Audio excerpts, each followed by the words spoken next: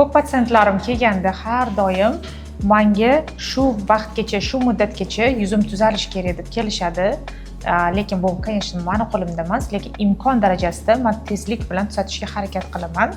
Bu patsientim ham xuddi shunaqa. Viloyatga ketishim kerak, yuzimni tez tuzatib berishingiz kerak, uyimdagilar keyin meni yuborishmaydi.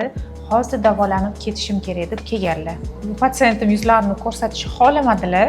Bu patsientim kelganlarida yuz terisida to'la komedon bor edi va ko'p komedonlar o'sha ugriga, aknega aylangandi. Buni davolash uchun anchagina mashaqqat talab qildi. Hozirda o'sha ancha vaqt o'tdi. Menga profilaktika maqsadida kelib turadilar. Yuzlari hozir ideal holatda. Buni men 100% ayta olaman, yuzlari tiniq. Ko'p patsientlarim kelganda hammasini beradigan savoli, yuzim qachon tuzaladi, tezroq tuzalsin, nima qilsangiz qiling, tez tuzatib bering deyshadi. Lekin imkon darajasida, конечно, tez tuzatib berishga harakat qilaman.